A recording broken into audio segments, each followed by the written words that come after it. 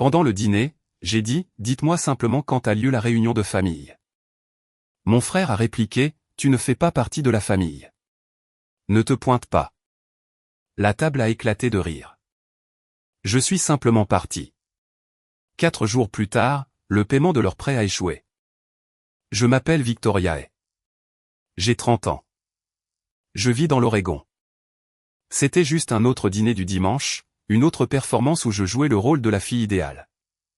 J'avais apporté des lasagnes maison, mon offre de paix habituelle pour des crimes que je n'avais jamais commis.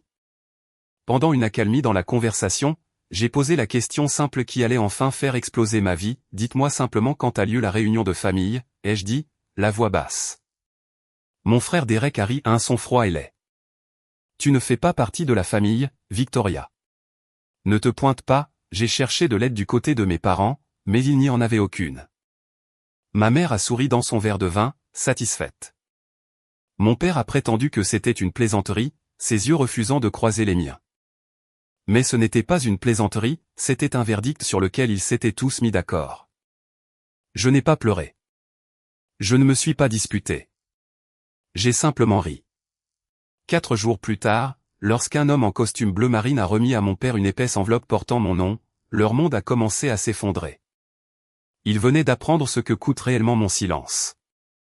Mais avant que je ne vous raconte comment tout a basculé, aimez, abonnez-vous et laissez un commentaire pour me dire d'où vous me regardez.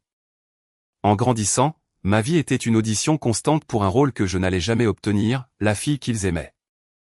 J'ai toujours pensé que si j'essayais un peu plus fort, si j'étais un peu plus calme, un peu plus utile, alors un jour ils me verraient, ils ouvriraient enfin la porte et me laisseraient entrer. Alors j'ai essayé. J'ai essayé jusqu'à avoir l'impression que mes os étaient faits d'efforts. Mes parents n'étaient pas cruels de la manière dont les gens l'imaginent, il n'y avait pas de cris, pas de coups. Il n'y avait juste rien, une distance polie, un silence émotionnel qui était plus fort que n'importe quel cri ne pourrait jamais l'être. J'étais une invitée dans leur maison, une invitée qui avait depuis longtemps dépassé son temps de séjour. Ils m'ont donné une chambre, ils m'ont nourri, mais ils ne m'ont jamais donné de place dans leur cœur. Cette place était déjà prise, entièrement réservée à mon frère aîné, Derek. Derek était le soleil du système solaire de notre famille, et tous les autres, particulièrement moi, n'étions que des rochers froids gravitant autour de lui. Il ne pouvait rien faire de mal. Ses défauts étaient des caractéristiques charmantes, ses erreurs étaient des expériences d'apprentissage. Mes réussites, en revanche, étaient des désagréments. Je me souviens quand j'avais 16 ans, Derek, qui en avait 19 à l'époque, a pris la berline neuve de notre père sans permission. Il l'a enroulée autour d'un poteau téléphonique.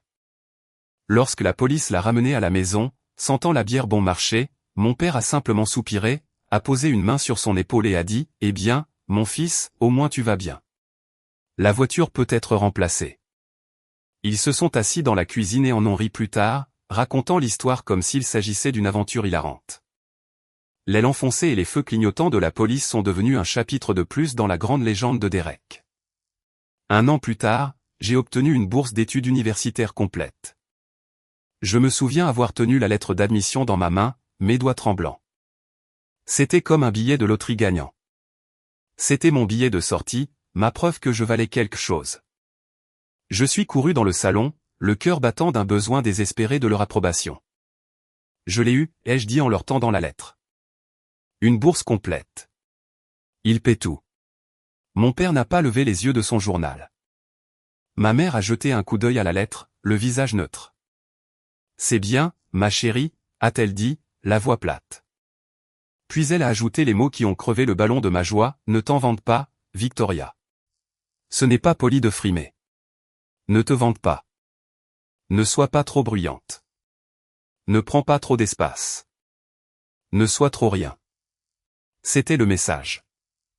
Mes réussites étaient des sources de honte, tandis que les échecs de Derek étaient des sources de rapprochement familial. J'ai appris à me rapetisser, à plier mes succès en petits carrés propres et à les ranger là où personne ne pouvait les voir. Ce schéma ne s'est pas arrêté quand j'ai grandi, il a empiré. Dès que j'ai obtenu mon premier vrai travail, je suis devenu la banque non officielle et non appréciée de la famille.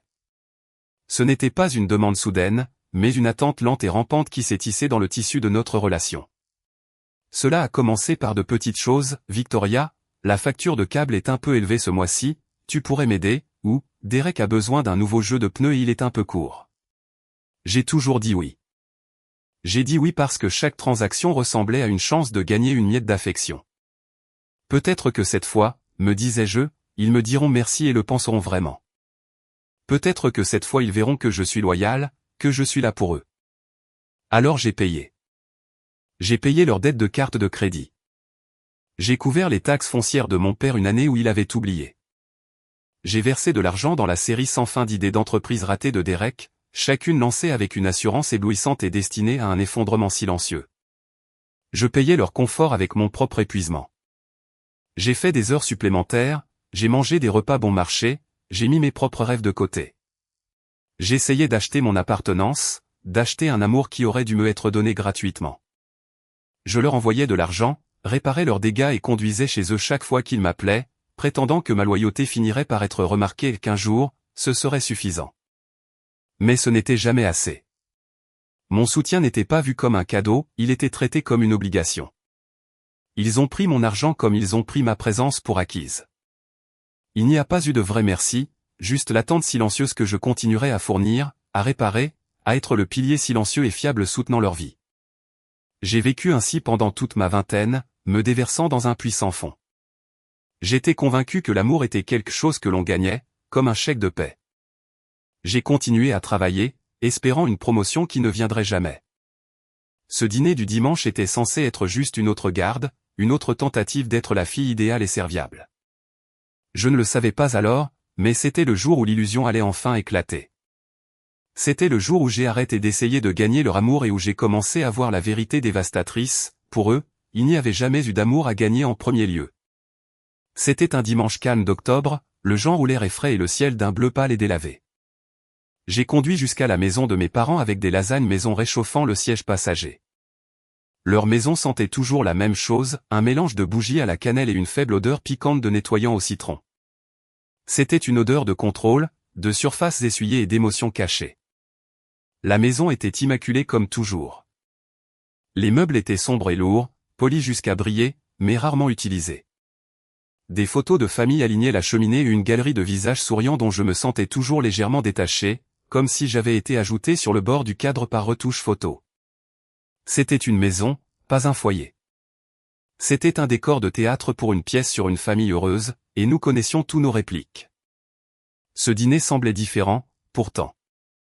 Du moins, je voulais qu'il le soit, c'était mon offre de paix. La semaine précédente, Derek m'avait appelé en panique.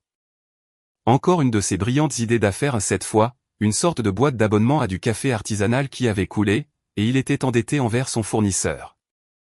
Il avait besoin de $2000, et il en avait besoin avant vendredi. J'étais fatigué. J'avais mon propre loyer à payer, ma propre voiture qui faisait un bruit bizarre. Pour la première fois, j'ai hésité. Je ne sais pas, Derek, avais-je dit doucement. Les temps sont un peu durs pour moi en ce moment. Le silence à l'autre bout de la ligne a été froid. Puis il a dit, très bien, je vais juste dire à maman que tu te fiches qu'on perde la maison. La ligne s'est coupée. Bien sûr, il n'allait pas perdre la maison pour $2000, c'était un mensonge, un chantage émotionnel si flagrant qu'il en était presque risible, mais cela a fonctionné. La culpabilité m'a rongé toute la journée. En soirée, j'avais transféré l'argent. Il m'a renvoyé un SMS d'un seul mot, merci. Alors, les lasagnes étaient mes excuses, des excuses pour avoir hésité, des excuses pour ne pas avoir été une meilleure fille et sœur, plus soumise. J'avais passé tout le samedi à les faire, superposant soigneusement les pâtes, la ricotta et une sauce à la viande qui avait mijoté pendant des heures sur la cuisinière. J'avais acheté du pain à l'ail frais et une bouteille de merlot qui me coûtait plus cher que ce que j'aurais dû dépenser. Ce n'était pas juste un repas, c'était une performance de ma dévotion. Les lasagnes étaient censées dire « Je suis toujours là. J'essaie toujours. S'il vous plaît, aimez-moi ». Ils appelaient cela un dîner de famille, mais dès l'instant où je suis entré, j'ai ressenti le froid habituel. Le terme « famille » était un cercle qu'ils traçaient, et j'étais toujours debout juste à l'extérieur de la ligne. Ma mère m'a donné un rapide baiser dans l'air près de ma joue. Mon père a émis un grognement en guise de bonjour depuis son fauteuil.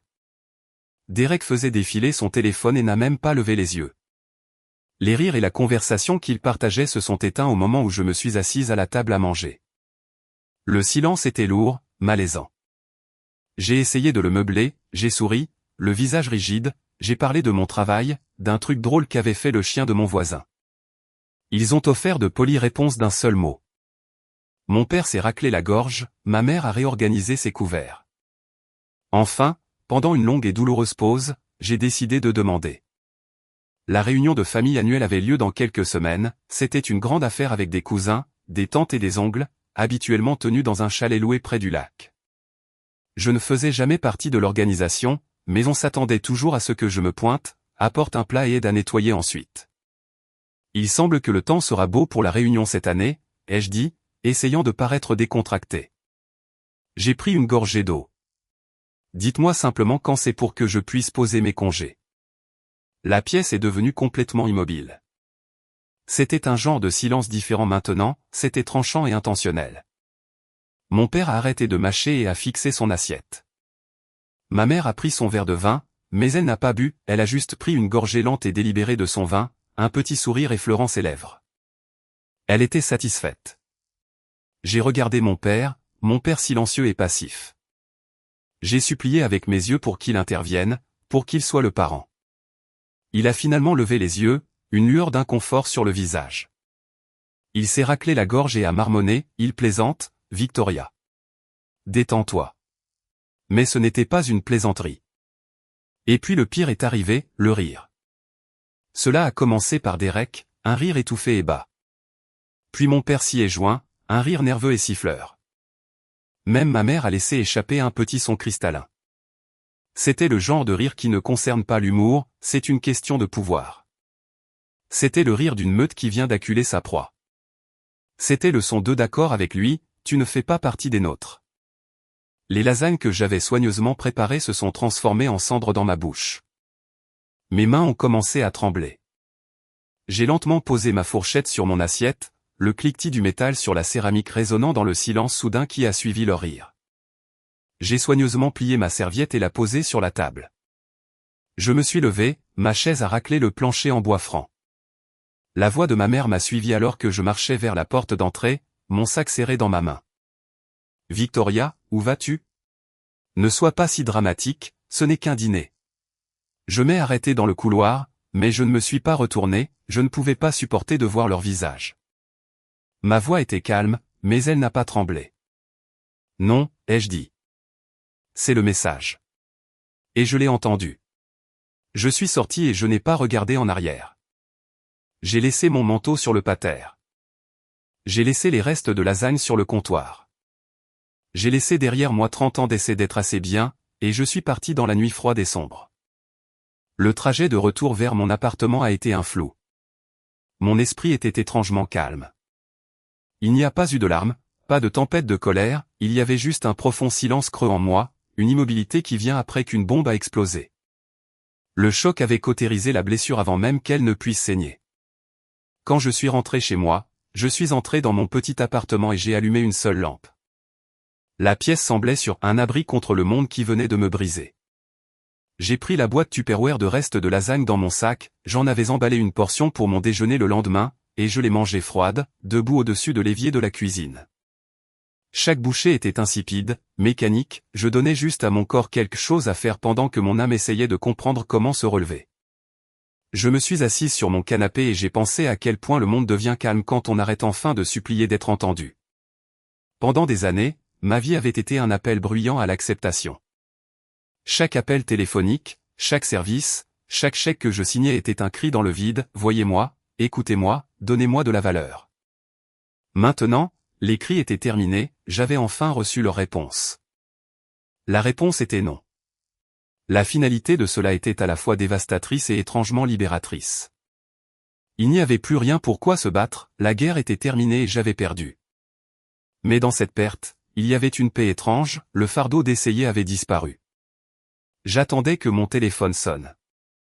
J'attendais un SMS de ma mère, des excuses à demi-mot enveloppées de blâme, tu es trop sensible, Victoria, tu sais comment est ton frère, ou un appel de mon père me disant de laisser tomber pour le bien de la paix. Mais il n'y a rien eu. Le silence de leur côté était une confirmation, ils ne voyaient pas ce qu'ils avaient fait comme un problème. Ils me voyaient comme le problème. Ma réaction était le problème, pas leur cruauté. Leur silence m'a dit tout ce que j'avais besoin de savoir, ils ne se souciaient pas que je sois parti, ils étaient soulagés. Pendant 4 jours, j'ai vécu dans cette bulle calme. Je suis allé travailler, je suis rentré chez moi, j'ai lu un livre, j'ai regardé la pluie tomber sous ma fenêtre. Je ne les ai pas contactés, et eux non plus. C'était un bras de fer, et pour la première fois de ma vie, je n'étais pas celle qui allait céder. J'apprenais que mon silence n'était pas du vide, c'était une limite. Le 4e jour, mon téléphone a vibré.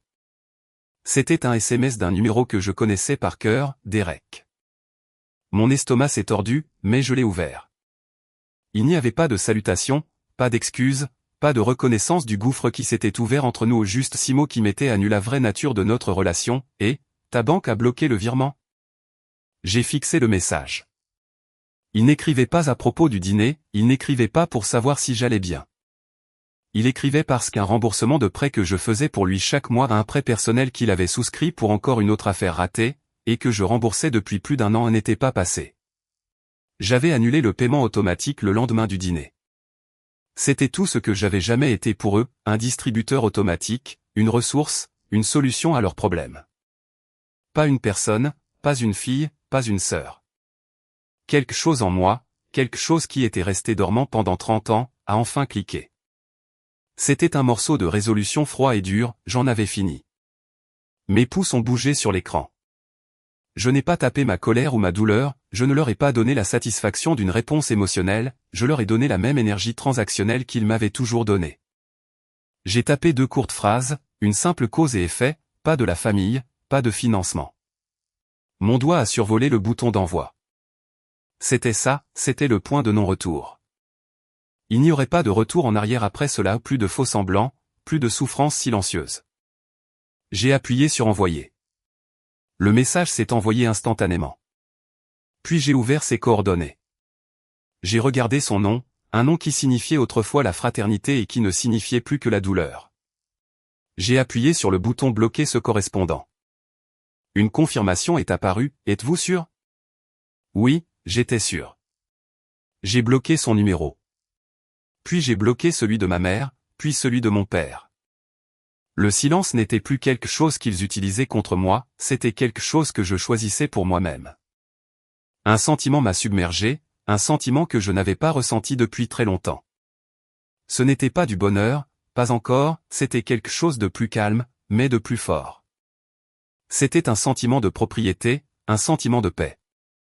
C'était comme allumer une seule bougie dans une vaste pièce sombre dont je ne savais même pas que je la possédais encore. Pour la première fois, j'éclairais un espace qui n'était que pour moi. La paix de mon nouveau silence a duré exactement 1 jour. Le soir suivant, alors que je préparais un simple dîner d'œufs brouillés, les coups ont commencé. Ce n'était pas un toc-toc-toc poli, c'était un martèlement lourd et insistant sur la porte de mon appartement. Boum boum boum. C'était le son du droit d'usufruit perçu, le son de gens qui croient avoir un droit sur votre espace, votre temps, votre tout. C'était le son de ma famille. Mon cœur a sauté dans ma gorge, un réflexe né d'années d'avoir été sursauté par leurs exigences. Mais ensuite, un calme étrange m'a couverte. J'ai éteint la cuisinière, les œufs encore doux dans la poêle, et j'ai marché lentement vers la porte. Je n'ai pas regardé par le Judas tout de suite, je suis juste resté là à écouter. Victoria, je sais que tu es là-dedans. Ouvre cette porte. C'était la voix de mon père, rauque et en colère. Pas inquiet, pas désolé, juste en colère. Comment osais-je ne pas répondre à sa sommation? Boum boum boum. Cette fois, c'était plus fort, faisant trembler la porte dans son cadre. Victoria, pour l'amour de Dieu, arrête d'être aussi enfantine. Ça, c'était Derek. Sa voix était empreinte d'une frustration pleurnicharde. Le paiement bloqué avait dû causer un problème, et il était là pour exiger sa solution, moi. Je me suis enfin hissé sur la pointe des pieds et j'ai regardé par le Judas. La lentille déformante en œil de poisson m'a montré une scène de pure rage. Mon père se tenait le visage rouge, les épaules carrées comme s'il était sur le point d'enfoncer la porte. Derek faisait les 100 pas dans le couloir étroit, passant ses mains dans ses cheveux, il ressemblait à un animal en cage. Ils n'étaient pas là pour se réconcilier, ils étaient là pour encaisser. 1 an plus tôt, j'aurais ouvert la porte immédiatement. J'aurais été déstabilisé, apologétique, essayant d'apaiser leurs plumes rufflées et d'absorber leur colère. Mais debout là, séparé par un mince morceau de bois, j'ai ressenti un pouvoir que je ne savais pas avoir. La porte était une limite, mon silence était un bouclier. Je n'ai pas ouvert. Leurs cris sont devenus plus forts, plus désespérés. Victoria, ta mère s'inquiète à mourir, a hurlé mon père. C'était un mensonge, si ma mère s'inquiétait, elle serait là, ou à tout le moins, elle aurait appelé. Elle ne s'inquiétait pas pour moi, elle était agacée par le désagrément que mon absence causait. Sérieusement, Vic, quel est ton problème? Ouvre la porte pour qu'on puisse en parler, a crié Derek, sa voix résonnant dans le couloir. En parler. Pas du dîner, pas de ces mots cruels ou de leur rire. Cela voulait dire l'argent. C'était toujours une question d'argent. Je me suis éloigné de la porte et j'ai marché vers ma cuisine. J'ai versé l'eau chaude de la bouilloire dans une tasse avec un sachet de thé. Mes mains étaient parfaitement stables. J'ai regardé l'eau devenir lentement d'un ambre sombre alors que je tenais la céramique chaude, le bruit du couloir devenant un bourdonnement distant et sans importance. Ils faisaient une crise comme des enfants à qui on venait de dire non pour la toute première fois, je n'allais pas la récompenser par mon attention. Ils ont martelé, et le silence qu'ils ont laissé derrière eux était réel cette fois, c'était un espace propre et vide que j'avais créé. C'était le mien. Cette nuit-là, avant d'aller me coucher, j'ai ouvert un journal dans lequel je n'avais pas écrit depuis des années.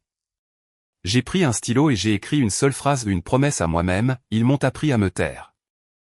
Maintenant, ils vont apprendre ce que coûte mon silence. Le silence qui a suivi leur départ de mon pas de porte était différent. Ce n'était pas le silence tendu et fragile d'un cessez-le-feu, c'était le silence profond et solide d'une porte verrouillée. J'étais en sécurité de mon côté et ils étaient enfermés dehors.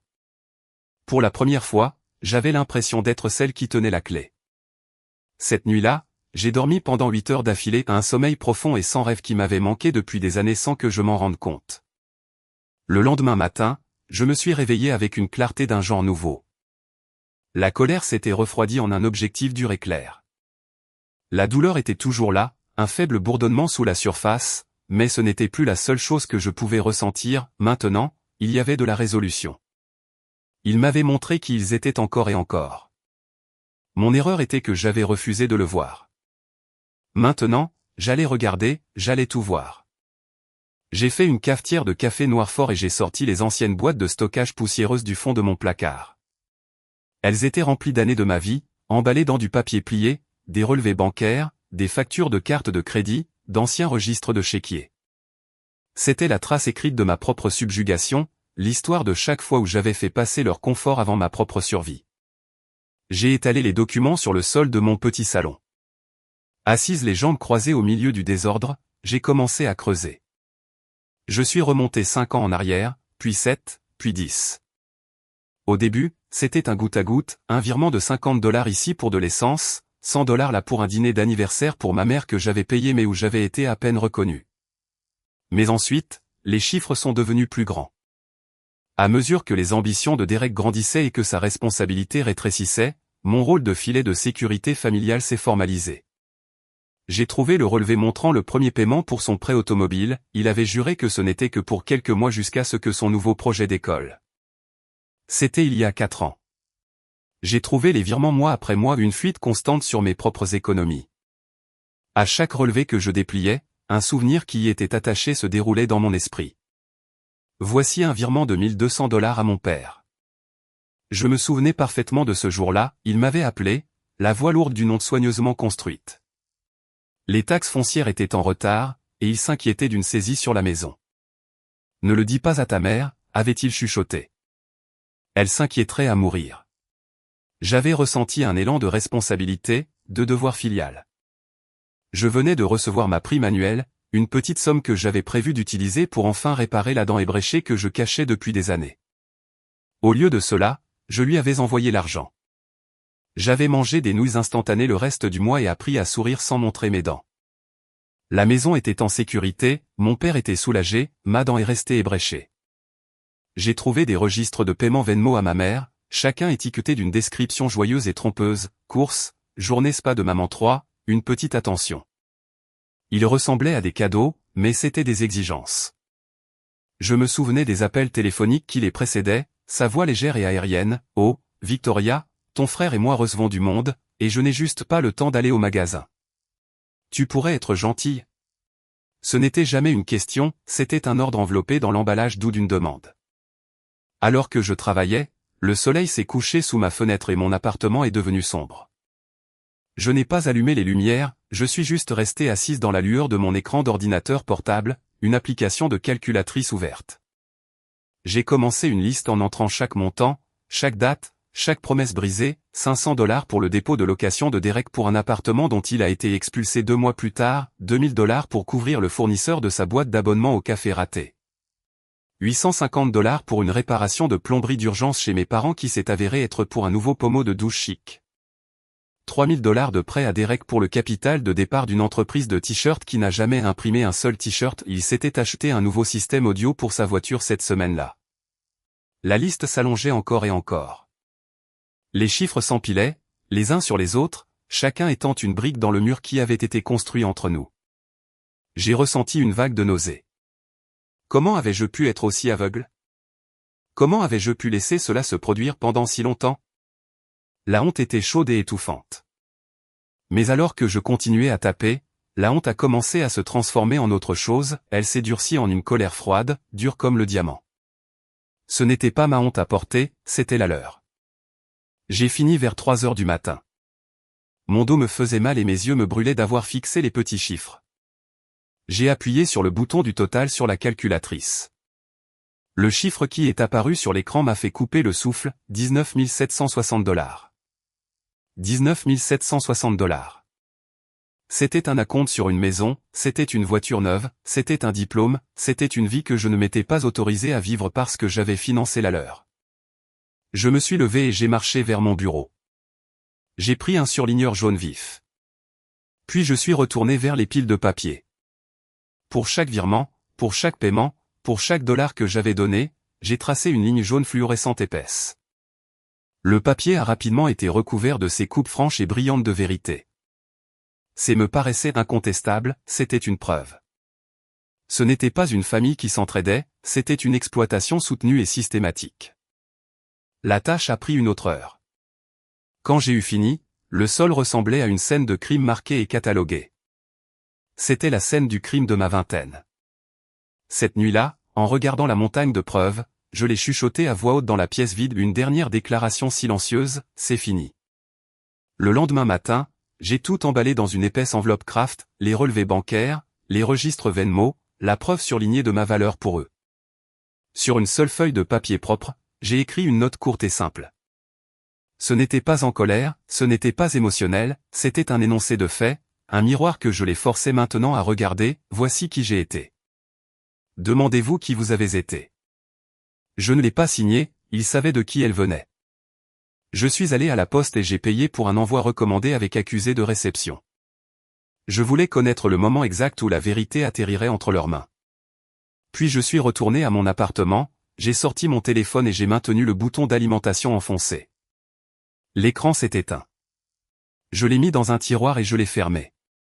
Le silence n'était plus une arme qu'ils utilisaient contre moi, c'était mon sanctuaire. Je leur avais envoyé le passé, et maintenant j'allais m'asseoir dans le calme de mon présent et attendre que l'avenir commence. J'ai passé les 2 jours suivants dans un exil auto-imposé du monde numérique. Le silence dans mon appartement était une couverture épaisse et réconfortante. J'ai lu un roman que je voulais commencer depuis des mois, j'ai nettoyé ma cuisine en profondeur, je suis allé faire une longue promenade dans le parc et j'ai regardé les chiens chasser les écureuils, me sentant béni et magnifiquement anonyme. Pendant 48 heures, j'étais juste une femme vivant sa vie, détachée de l'anxiété constante et de faible intensité d'attendre la prochaine exigence, le prochain SMS passif-agressif, la prochaine crise fabriquée. C'était un sentiment étrange et merveilleux, je respirais mon propre air, mais je savais que cela ne pouvait pas durer. Le 3e jour, j'ai pris une profonde inspiration, j'ai récupéré mon téléphone dans le tiroir et je l'ai allumé. Il est revenu à la vie avec une secousse violente, vibrant sans s'arrêter pendant près d'1 minute alors qu'un flot de notifications affluait à un tir de barrage d'appels manqués, de messages vocaux et de SMS. C'était comme regarder une digue céder, leur panique était une lame de fond, et elle s'écrasait contre les rivages de mon silence. J'ai commencé par les messages vocaux. Il y en avait 5 de ma mère. J'ai appuyé sur lecture pour le premier. Sa voix était fine et tremblante, une pauvre imitation d'inquiétude. Victoria, ma chérie, je m'appelle juste pour savoir si tu vas bien. Nous sommes tous si inquiets pour toi. S'il te plaît, rappelle-moi. Dis-moi que tu es en sécurité. Cela ressemblait à une réplique d'un mauvais film. Je l'ai supprimé et j'ai joué le suivant, laissé quelques heures plus tard. La fausse douceur avait disparu, remplacée par une pointe d'irritation tranchante. Victoria, cela devient ridicule. Ton père et moi avons reçu un paquet très confus de ta part. Je ne comprends pas ce que tu penses accomplir avec ce petit coup d'éclat. Rappelle-moi immédiatement. Les troisième et quatrième messages étaient du même genre, sa voix devenant plus tendue, le masque de la mère aimante glissant pour révéler la manipulatrice frustrée en dessous. Mais le dernier était différent, il était fissuré d'un chagrin théâtral et répété. Victoria, a-t-elle commencé, sa voix s'étranglant dans un sanglot. Le vrai spectacle est cependant venu dans un courriel de Derek. La ligne d'objet était simplement « plan de remboursement ». Je l'ai ouvert, ma curiosité l'emportant sur ma répulsion. Une feuille de calcul Excel était jointe. J'ai cliqué pour l'ouvrir, c'était un document méticuleusement organisé, un témoignage de l'énergie qu'il était prêt à mettre pour gérer ses problèmes plutôt que pour les résoudre. Il avait pris le total de 19 760 $ et l'avait ventilé en un plan de remboursement sur 5 ans.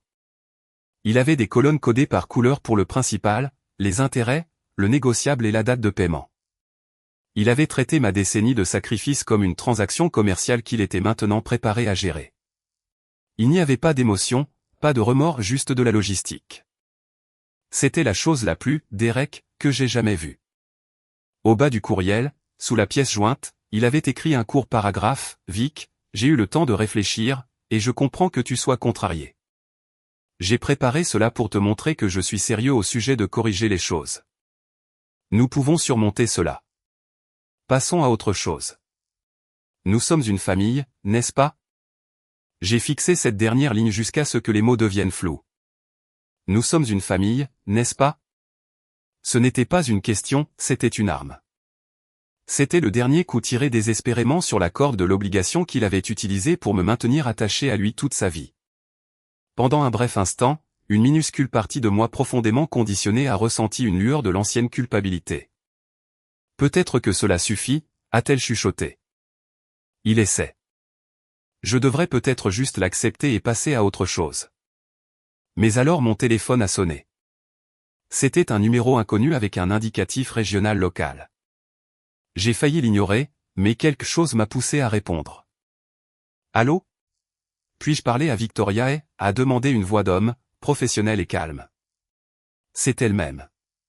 Mademoiselle, je m'appelle David Chen. Je vous appelle de la part de West Coast Landing.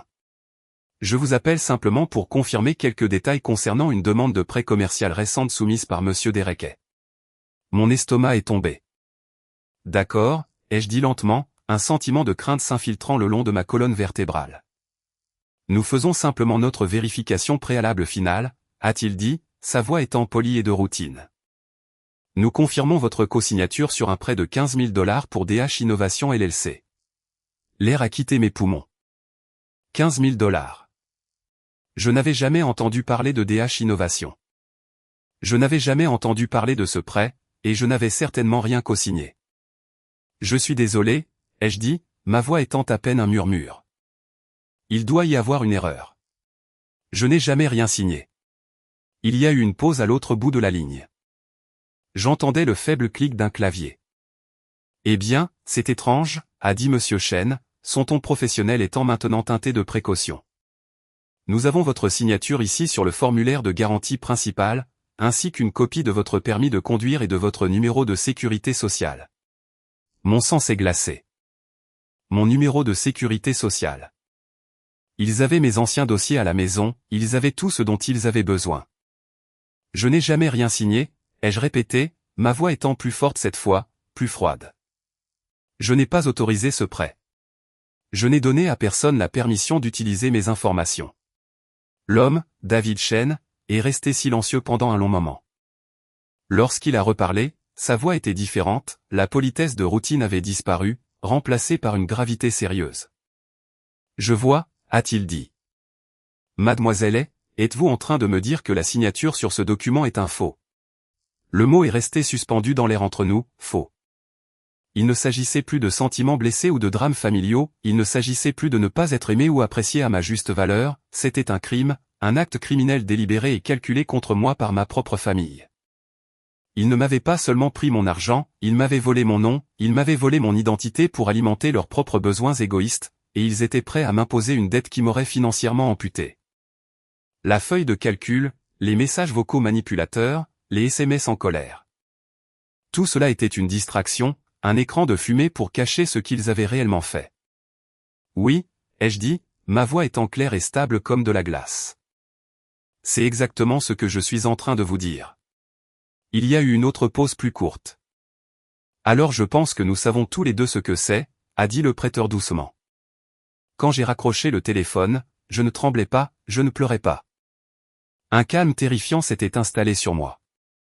Ils avaient pensé que mon silence était de la faiblesse, ils avaient pensé que ma distance était une crise, ils m'avaient sous-estimé.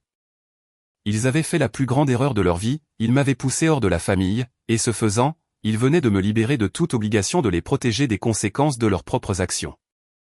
Le premier appel téléphonique que j'ai passé après avoir raccroché avec la banque a été pour un avocat. Je n'ai pas cherché un avocat en droit de la famille ou un médiateur, j'ai cherché un avocat spécialisé dans les affaires de contentieux, quelqu'un qui se spécialisait dans la fraude. Le nom qui est apparu avec des avis élogieux était une femme nommée Eleanor Parson. Son site web la décrivait comme tenace, méticuleuse et dévouée à la justice. C'était exactement ce dont j'avais besoin, la justice, pas une séance de thérapie familiale. Son bureau se trouvait dans un bâtiment élégant et moderne du centre-ville, le genre fait de verre et d'acier qui semblait être à des années-lumière de la maison étouffante et traditionnelle de mes parents. Mademoiselle Parson elle-même était l'incarnation humaine de son bureau, nette, soignée et rayonnante d'une intelligence calme et formidable. Elle avait la cinquantaine, des cheveux poivre et sel coupés en un carré strict et élégant, elle portait un costume gris parfaitement taillé et a écouté mon histoire sans un seul clignement de jugement sur son visage. Je m'assoyais en face de son grand bureau en acajou, mes mains serrées autour d'un verre d'eau qu'elle m'avait offert. Je lui ai tout raconté, j'ai commencé par le dîner, les années de soutien financier, l'enveloppe remplie de relevés surlignés, et j'ai fini par l'appel téléphonique de la société de prêt. J'ai ressenti une honte familière en racontant les détails, la honte d'avoir été une imbécile, d'avoir été utilisée. Je m'attendais à de la pitié ou peut-être à une leçon sur la façon de fixer des limites. Au lieu de cela, quand j'ai eu fini, Mademoiselle Parson a simplement hoché la tête. Elle a joint ses mains sur son bureau et m'a regardé directement dans les yeux. Mademoiselle, a-t-elle dit, sa voix étant égale et ferme. Je veux que vous soyez très clair sur quelque chose, ce que vous décrivez n'est pas une dispute familiale à propos d'argent. Ce que votre frère et votre père ont fait, falsifier votre signature, utiliser votre numéro de sécurité sociale pour obtenir un prêt est une fraude d'identité. C'est un crime grave. Vous n'êtes pas dramatique, vous êtes la victime d'un crime grave. L'entendre le dire si clairement, avec une telle certitude professionnelle, a été comme un poids physique retiré de mes épaules. Pendant toute ma vie, ma réalité avait été niée, ma douleur était du drame, mes sentiments étaient une surréaction. Mais dans ce bureau stérile et calme, ma vérité était enfin validée, elle avait un nom, c'était un crime. Que se passe-t-il maintenant, ai-je demandé, ma voix étant petite. Maintenant, a-t-elle dit, une pointe d'acier dans son ton, nous répondons. Pas avec de l'émotion, mais avec des faits et avec toute la force de la loi.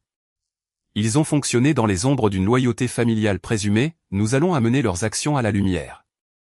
Au cours des 2 semaines suivantes, j'ai travaillé étroitement avec Mademoiselle Parson et son équipe. Ils ont été incroyables, ils ont contacté la société de prêt et ont fait ouvrir une enquête pour fraude immédiatement, ils ont assigné les documents du prêt. Lorsque les papiers sont arrivés, Mademoiselle Parson m'a appelé dans son bureau. Elle a posé la page de signature sur le bureau devant moi. C'était mon nom, Victoria, écrit d'une main tremblante et inconnue, c'était une imitation maladroite de ma signature, clairement calquée, mais manquant de fluidité naturelle. C'était l'écriture de mon père essayant d'être la mienne, c'était la chose la plus laide que j'ai jamais vue. La voir là, en noir et blanc, a consolidé ma résolution. Toute trace de culpabilité persistance, tout murmure de pensée selon lequel je déchirais ma famille a disparu, ils avaient fait cela, ils l'avaient déchiré il y a longtemps. Je ne faisais que ramasser les morceaux. La stratégie de mademoiselle Parson était ce qu'elle appelait le « silence juridique ». Nous ne communiquerions pas avec ma famille directement, pas d'appel téléphonique en colère, pas de confrontation en larmes, nous laisserions la machine officielle et impersonnelle de la loi parler. Il pensait que votre silence vous rendait faible et soumise, a-t-elle expliqué lors de l'une de nos réunions. Ils n'ont pas compris que le silence peut aussi être utilisé pour monter un dossier. Elle avait raison, leur arrogance a été leur perte. Ils croyaient que je finirais par ramper pour revenir, m'excuser et absorber cette nouvelle dette tout comme j'avais absorbé toutes les autres, ils n'ont jamais imaginé que je me battrais. Le jour est venu, 2 semaines après ma première réunion avec mademoiselle Parson. Elle avait découvert par une recherche juridique que mon père et Derek devaient s'envoler pour une conférence technologique à San Diego. Derek essayait apparemment de trouver des investisseurs pour sa prochaine entreprise vouée à l'échec, il prétendait toujours que leur vie était normale. Mon père et Derek se tenaient dans la file d'attente de la sécurité de l'aéroport en riant de quelque chose. Ils étaient détendus, confiants, ils avaient leurs ordinateurs portables sortis, leurs ceintures enlevées, ressemblant à n'importe quels autres voyageurs d'affaires. Alors que mon père s'avançait vers le tapis roulant, l'homme en costume bleu marine s'est approché de lui. « Monsieur est » a demandé le héros, sa voix étant professionnelle et assez forte pour que les personnes à proximité entendent. Mon père s'est retourné, agacé par l'interruption. « Oui. » L'homme a tendu une épaisse enveloppe lourde, en travers de la face avant, en lettres noires grasses, se trouvait mon nom, répertorié comme la demanderesse, Victoria et contre Thomae. « Vous avez été assigné, » a dit simplement l'homme. Mademoiselle Parson me l'a dit, le héros a décrit mon père comme se figeant complètement. La couleur s'est vidée de son visage, ses mains, qui posaient sa serviette sur le tapis, se sont simplement arrêtées de bouger. Il a fixé l'enveloppe comme s'il s'agissait d'un serpent venimeux. L'homme s'est ensuite tourné vers mon frère. Monsieur Derek est. Derek a regardé le héros, puis le visage pâle et choqué de son père. Le sourire moqueur qu'il portait si souvent a disparu, remplacé par un regard de panique pure. L'homme lui a tendu une enveloppe identique, Victoria et contre Derek est. Vous avez été assigné également. Les gens dans la file autour d'eux ont fixé le spectacle. Un agent de sécurité, impatient, leur a aboyé de faire avancer la file, mais ils étaient figés. La posture confiante de mon père s'était effondrée, il ressemblait à un vieil homme effrayé. Derek fixait simplement les papiers, son visage devenant d'un blanc pâteux. La performance publique de leur vie parfaite avait été amenée à un arrêt soudain et crissant. La guerre invisible et silencieuse que j'avais menée seul pendant des années venait de devenir très publique. C'était le moment où tout s'est inversé, le pouvoir avait basculé. Pendant 30 ans, ils avaient écrit le script et j'avais joué mon rôle, mais en utilisant mon silence, en choisissant la loi plutôt que l'émotion, j'avais enfin pris le stylo, j'écrivais une nouvelle fin. Les retombées n'ont pas été une explosion bruyante, ce fut un gel lent et rampant qui s'est installé sur chaque coin de leur vie, gelant le monde confortable qu'ils avaient bâti sur des fondations de mon argent et de mon silence. Je n'avais plus rien à faire, je n'avais pas à passer d'appel en colère ni à publier à ce sujet en ligne. Je devais simplement rester silencieuse et laisser le processus juridique se dérouler. Mon avocate, mademoiselle Parson, a tout géré, les conséquences étaient simplement le résultat naturel de leurs actions, une dette arrivant à échéance. Le premier effet et le plus immédiat a été financier. Dans le cadre de l'affaire de fraude, le bureau de mademoiselle Parson a déposé une injonction. Un juge a révisé les preuves préliminaires à la signature falsifiée, la déclaration sous serment de la société de prêt, ma décennie de registres financiers et a immédiatement gelé leurs avoirs. C'était une mesure temporaire en attente de l'enquête complète, mais elle a été dévastatrice de efficacité, leurs comptes d'entreprise ont été verrouillés, les économies personnelles de mon père étaient inaccessibles, l'entreprise déjà précaire de Derek, qui existait plus sur le crédit et mes fonds que sur des revenus réels, s'est effondrée du jour au lendemain. L'illusion de leur confort de classe moyenne supérieure s'est brisée, ils avaient la grande maison et les belles voitures, mais sans un flux constant d'argent liquide dont une grande partie était le mien, toute la structure était un château de cartes. J'ai appris la plupart de ces choses par de petits canaux de seconde main. Une tante éloignée, qui avait toujours été gentille avec moi, a appelé un après-midi, sa voix étant hésitante, « Victoria, ma chérie, est-ce que tout va bien ? Ta mère ne répond pas à son téléphone, et un voisin a dit qu'il y avait un homme en costume qui scotchant une sorte d'avis sur leur porte d'entrée. Je lui ai dit que j'allais bien, mais que je ne pouvais pas en parler, c'était une affaire juridique maintenant. C'était tout ce que j'avais besoin de dire, le mot juridique suffisait à arrêter les questions. Le prêt falsifié a été, bien sûr, immédiatement annulé. La société de prêt, maintenant consciente qu'elle traitait d'une affaire criminelle, a poursuivi mon père et mon frère agressivement. Mais le vrai dommage a été pour la réputation de mon père et son crédit, il avait co-signé le faux, utilisant sa propre position financière comme garantie.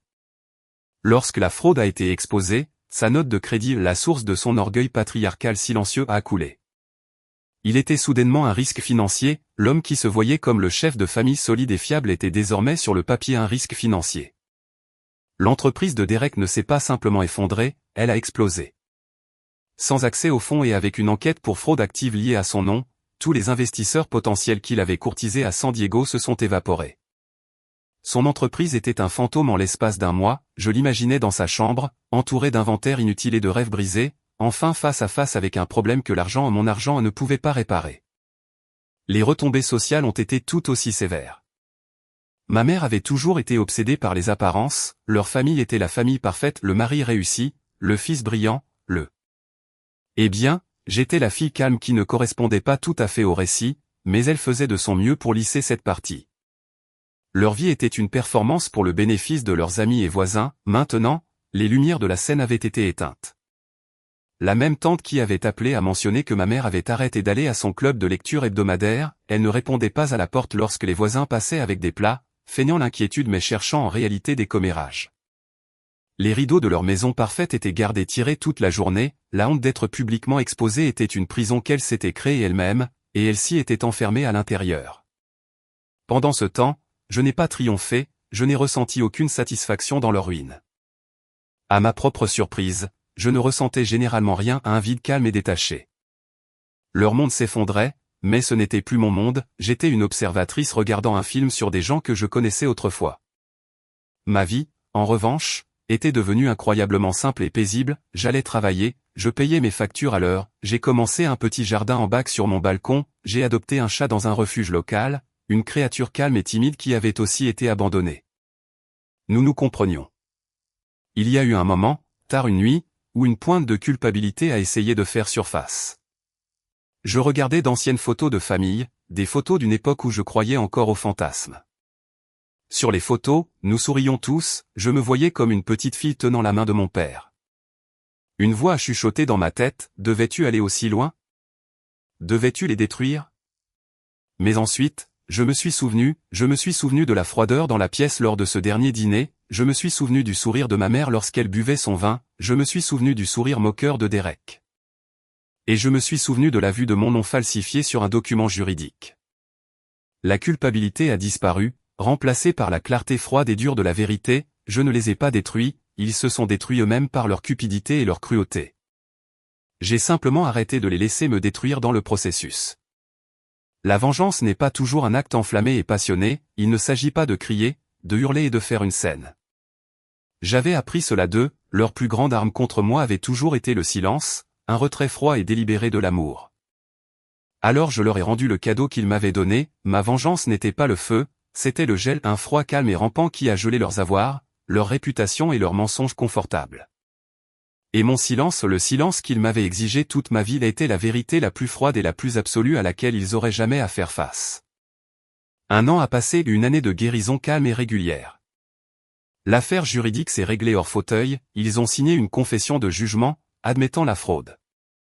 Ils ont été forcés de vendre des actifs pour rembourser les prêteurs et un règlement pour moi, une somme que j'ai immédiatement placée sur un compte de retraite, un dernier acte ironique de ma part finançant mon propre avenir au lieu de leur présent. Je n'ai eu aucun contact avec eux pendant tout le processus, toute communication passée par nos avocats.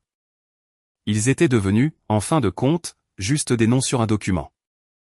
Ma vie a commencé à s'épanouir dans l'espace qu'ils occupaient autrefois, j'ai obtenu une promotion au travail, j'ai commencé à prendre des cours de poterie les week-ends, trouvant de la joie à créer quelque chose de mes propres mains.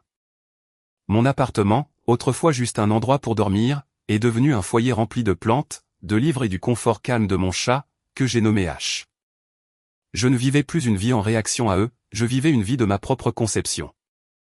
Puis, un après-midi, une enveloppe est arrivée dans ma boîte aux lettres. C'est me paraissait un papier cartonné épais couleur crème, et j'ai reconnu l'écriture élégante et bouclée immédiatement, c'est me paraissait celle de ma mère. Mon cœur a donné un seul coup fort contre mes côtes, un fantôme de l'ancienne anxiété, mais cela a passé rapidement, je n'étais plus cette fille effrayée. Je l'ai ouverte, c'était une invitation à la réunion de famille annuelle des Haies.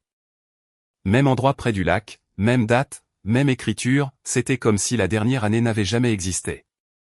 Il n'y avait pas de mots, pas d'excuses, juste l'hypothèse implicite et arrogante qu'assez de temps avait passé, que les choses pouvaient revenir comme avant, que je serais tellement désespéré d'avoir une famille que j'accepterais ce geste creux et insignifiant. J'ai regardé l'invitation dans ma main. 1 an plus tôt, cela m'aurait plongé dans une spirale d'indécision et de douleur, devrais-je y aller? Ne devrais-je pas? Que penserait-il?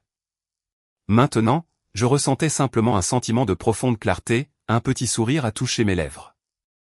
J'ai marché vers ma cuisine, j'ai déchiré l'invitation épaisse en 2, puis encore en 2, et j'ai jeté les morceaux dans la poubelle.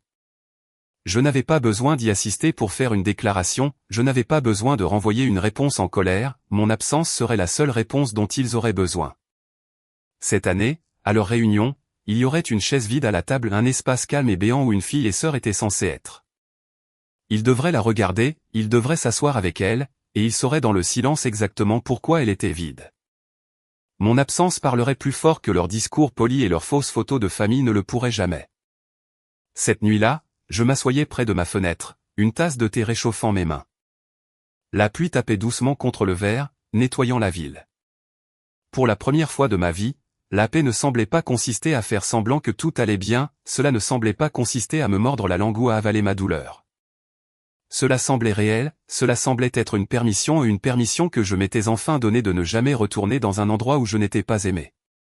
Si vous avez déjà dû vous éloigner de gens qui continuaient de rire quand vous souffriez, qui prenaient votre gentillesse pour acquise, qui voyaient votre amour comme quelque chose à utiliser. Alors vous comprendrez que fermer la porte n'est pas toujours un acte de colère, parfois, c'est le plus grand acte d'amour de soi. Le silence n'est pas une vengeance, c'est un rétablissement. Et parfois, une chaise vide est le son le plus fort dans la pièce.